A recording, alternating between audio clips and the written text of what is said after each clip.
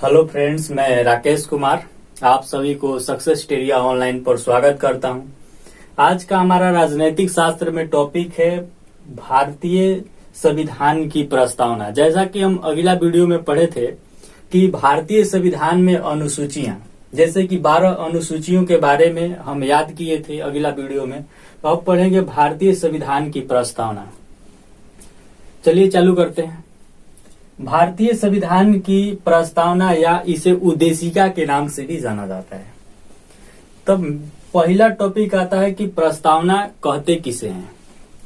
तो भारतीय संविधान में मूल्य आदर्श को उसे प्रस्तावना के माध्यम से संविधान में एक पेज में संकलित किया गया है, जिसे भारतीय संविधान की प्रस्तावना के नाम से जाना जाता है।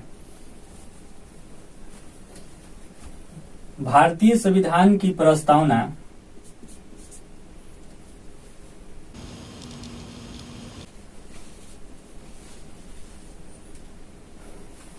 भारतीय संविधान की जो प्रस्तावना है वह जवाहरलाल नेहरू द्वारा 13 दिसंबर 1946 ईस्वी को भारत की जो संविधान सभा थी उसमें पेश किया गया था कि भारत का जो संविधान है वह किस ढंग का बनेगा। उसे उद्देशिका के रूप में जवाहरलाल नेहरू ने 13 दिसंबर 1946 ईस्वी को भारतीय संविधान सभा के समक्ष उद्देशिका के रूप में प्रस्तुत किए थे। वही उद्देशिका आगे चल के प्रस्तावना के रूप में फलित किया जाता है। भारतीय संविधान की जो प्रस्तावना है वह अमेरिका के संविधान से लिया गया है। भारत की जो प्रस्तावना है वो अमेरिका के संविधान से लिया गया है।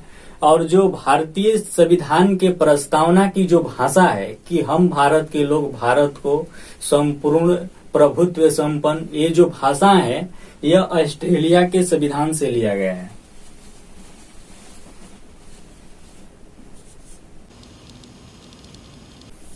भारतीय संविधान की जो प्रस्तावना है उसे अमेरिका के संविधान से लिया गया है।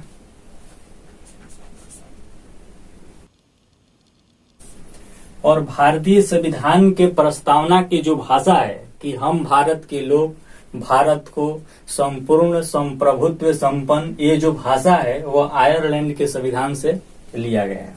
यदि क्वेश्चन पूछा जाता है कि भारतीय संविधान की जो प्रस्तावना है उसे किस देश के संविधान से लिया गया है, तो आंसर होगा अमेरिका।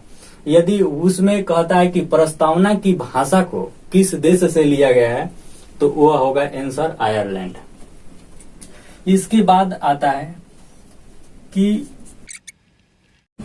भारतीय संविधान की जो प्रस्तावना है वह हम भारत के लोग से चालू होता है। यदि पूछता है कि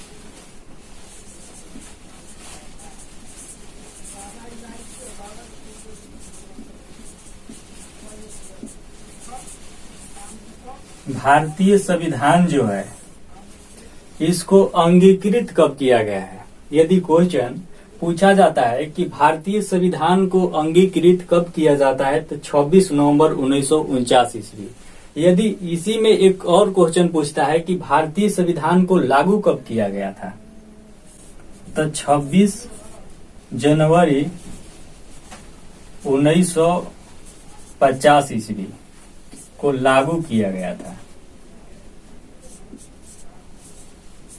लागू मतलब अंगीकृत कहने का मतलब यह है कि संविधान को 26 नवंबर 1949 ईस्वी को संपूर्ण ढंग से बना दिया गया था और 26 जनवरी 1950 ईस्वी को इसे पूरे देश में लागू कर दिया गया था। अब आगे भारतीय संविधान की प्रस्तावना को 3 वर्गों में बांट के समझेंगे कि उसमें क्या क्या चीज का संकलन किया गया है।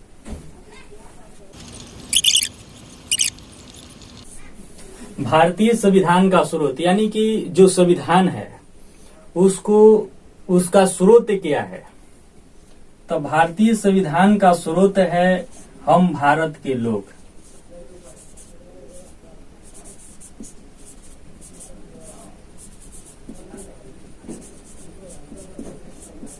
लोग।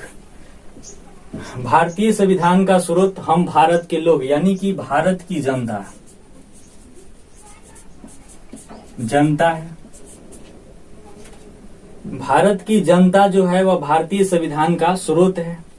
हमारे सिस्टम में सबसे ऊपर भारत का संविधान है और यह जो संविधान है इसको शक्ति कहां से प्राप्त होती है? तो भारत की जनता से भारत के संविधान को शक्ति प्राप्त होती है, इसलिए यह हमारे सिस्टम में सर्वोपरि है।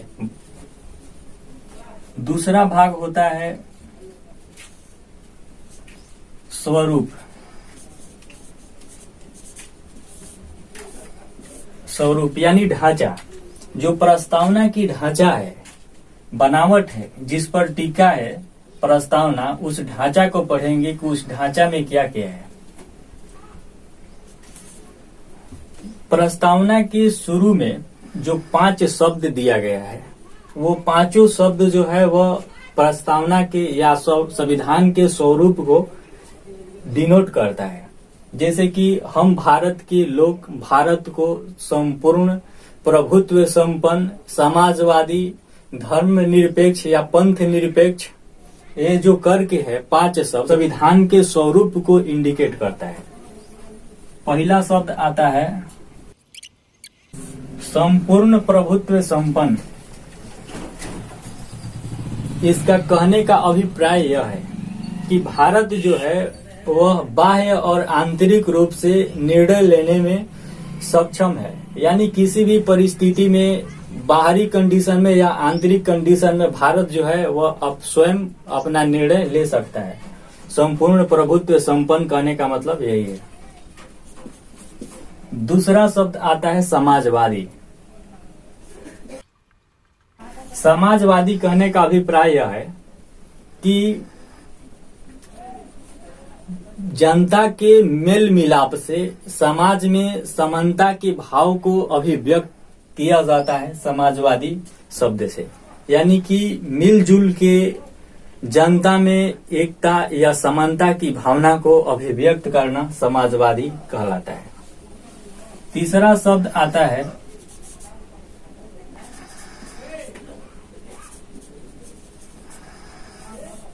पंथ निरपेक्ष। पंथ निरपेक्ष कहने का मतलब यह है कि भारत का या भारत के राज्य का कोई अपना धर्म नहीं है। पंथ निरपेक्ष कहने का मतलब धर्म निरपेक्ष। संघ और राज्य का कोई अपना धर्म नहीं होगा, यानी किसी धर्म की बात संविधान में नहीं की गई है। सभी धर्म को एक समान संविधान के दृष्टिकोण से दर्जा दिया गया है। इसी को धर्म निरपेक्ष से डिनोट किया जाता है। चौथा पॉइंट है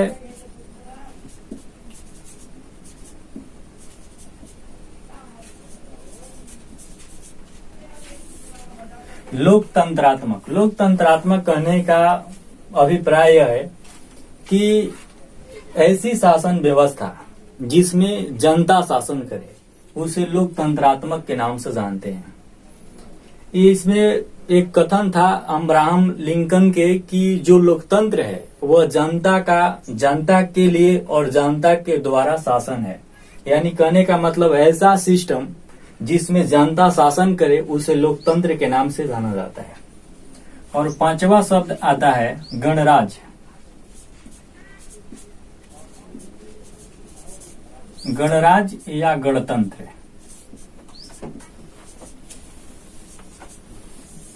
गणराज्य या गणतंत्र। गणराज्य या गणतंत्र कहने का अभिप्राय है कि ऐसी शासन व्यवस्था जो वंशानुगत न हो। ये दोनों शब्द एक दूसरे से मिलते जुलते हैं लेकिन सामान्य नहीं है। इसमें रात्मक शासन व्यवस्था में लोग तो शासन करता है, लेकिन गणतंत्र कहने का मतलब ऐसे शासन व्यवस्था से है जिसमें वंशानुगत नहीं होगा, यानी कि राजा का बेटा ही राजा नहीं बनेगा।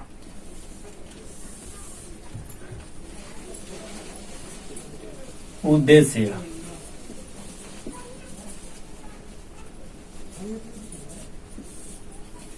प्रस्तावना या भारतीय संविधान का उद्देश्य क्या है इसके बारे में पढ़ेंगे।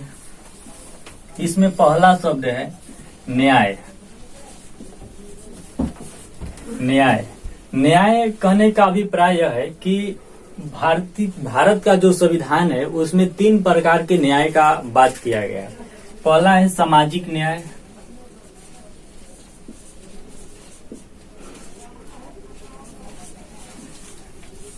सामाजिक न्याय, दूसरा है आर्थिक न्याय,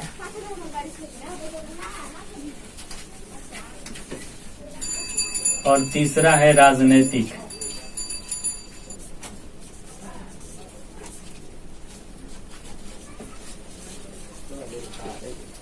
राजनीतिक न्याय। प्रस्तावना में जो उद्देश्य में न्याय है उसमें पहला है सामाजिक न्याय, दूसरा आर्थिक न्याय और तीसरा है राजनीतिक न्याय। न्याय को 3 वर्ग में बांट दिया गया है। सामाजिक न्याय कहने का अभिप्राय यह है कि समाज में हर व्यक्ति को एक समान समता के दृष्टिकोण से देखा जाएगा, उसमें किसी प्रकार का भी भेदभाव नहीं किया जाएगा, उसे समाज। आर्थिक न्याय से अभिप्राय यह है कि समाज में अभिव्यक्त आर्थिक स्तर पर विषमताओं को दूर करने की जो न्याय है वह आर्थिक न्याय के अंतर्गत आता है। राजनीतिक न्याय का अभिप्राय यह है कि प्रत्येक व्यक्ति को राजनीतिक क्षेत्र में समानता के भाव से उन्हें शामिल करने की प्रयास को राजनीतिक न्याय के तहत रखा गया है। इसमें दूसरा पॉइंट आता है स्वतंत्रता।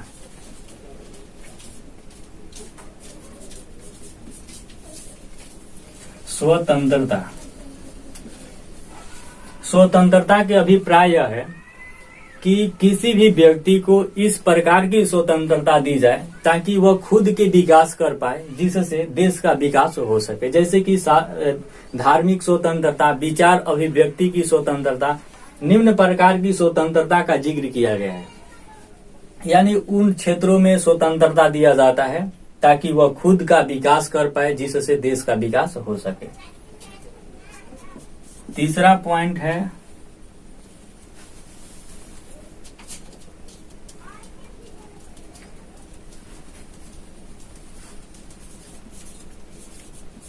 समता। समता कहने का अभिप्राय यह है कि समाज में समानता के भाव को अभिव्यक्त करने के लिए समता शब्द का वर्णन किया गया है।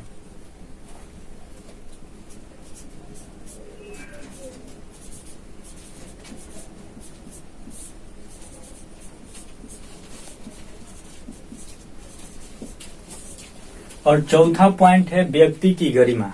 व्यक्ति की गरिमा कहने का अभिप्राय यह है कि प्रत्येक व्यक्ति को गरिमा से जीने का अधिकार व्यक्ति की गरिमा में दिया गया है। इसका आगे हम पढ़ेंगे मौलिक अधिकार में कि अनुच्छेद नंबर 21 में व्यक्ति की गरिमा के बारे में बात की गई है और इसको अनुच्छेद नंबर 21 के तहत संविधान में संकलित किया गया है कि प्रत्येक व्यक्ति गरिमा के साथ जीने का अधिकार हमें प्रदान करता है। राष्ट्र की एकता एवं अखंडता। राष्ट्र की एकता एवं अखंडता कहने का अभिप्राय यह है कि जो भारत है विभिन्नता में एकता वाला देश है। इसमें अलग अलग प्रकार की संस्कृति, अलग अलग प्रकार की भाषा, अलग अलग प्रकार की जो भौगोलिक क्षेत्र है विद्यमान है, लेकिन फिर भी भारत के संविधान एकता और अखंडता की बात करता है। छठवां पॉइंट है बंधुता।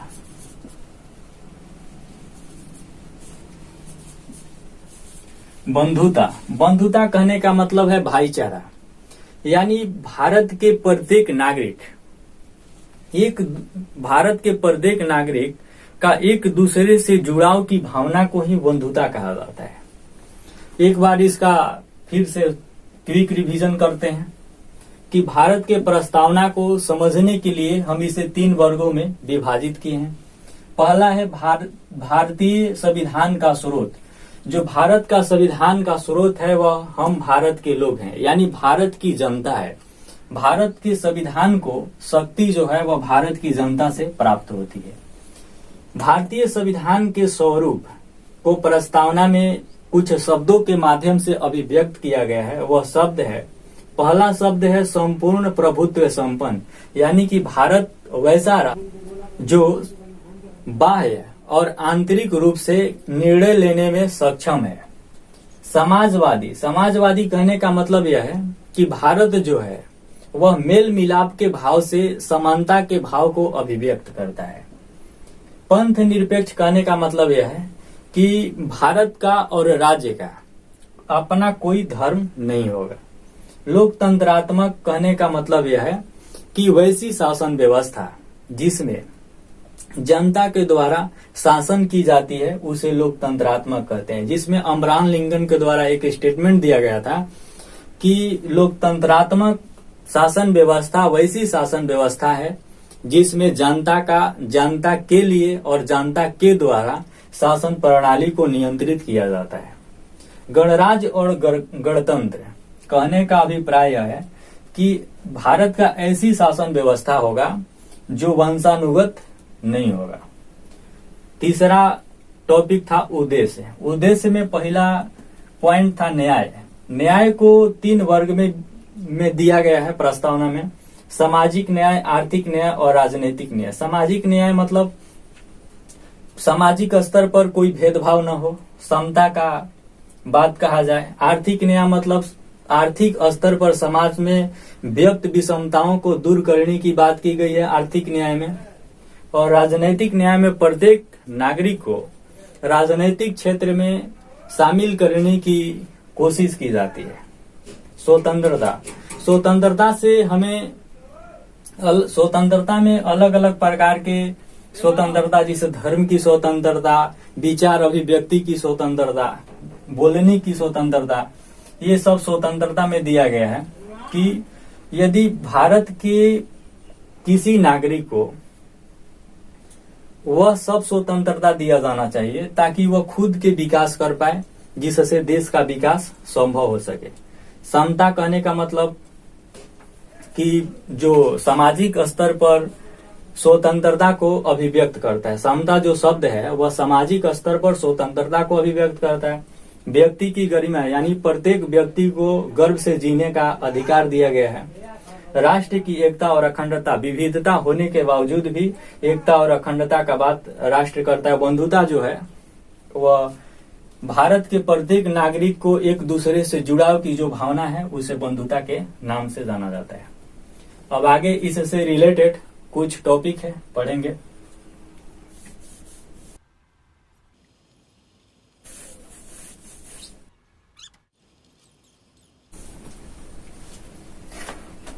जो भारतीय संविधान की प्रस्तावना है उसे N.A. पालकीवाला ने परिचय पत्र कहकर संबोधित किया है। यानी क्वेश्चन पूछता है कि भारतीय संविधान की प्रस्तावना को किसने परिचय पत्र के रूप में कहा है, तो N.A. पालकीवाला। N.A. पालकीवाला ने भारतीय संविधान की जो प्रस्तावना है उसे परिचय पत्र के नाम से उद्घाटित किया है।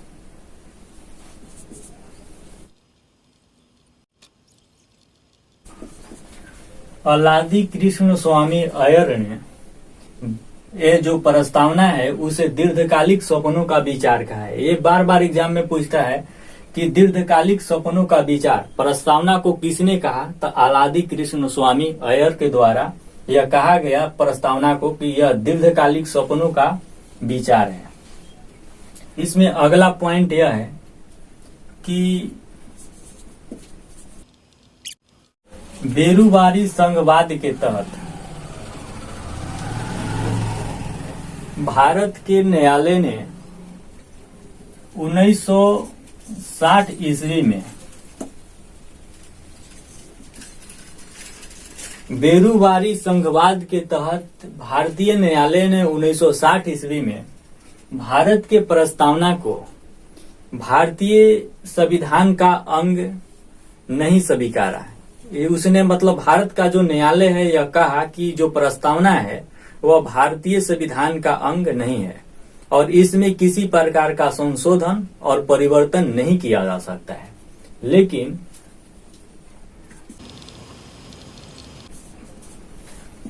केशवानंद भारतीय केरलवाद के तहत न्यायालय ने अपने स्टेटमेंट को बदला।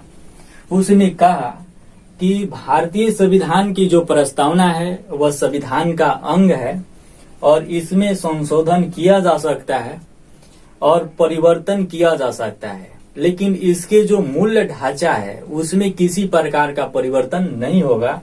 यह बात भारत का न्यायालय ने 1973 ईस्वी केशवानंद भारती केरलवाद के तहत कहा।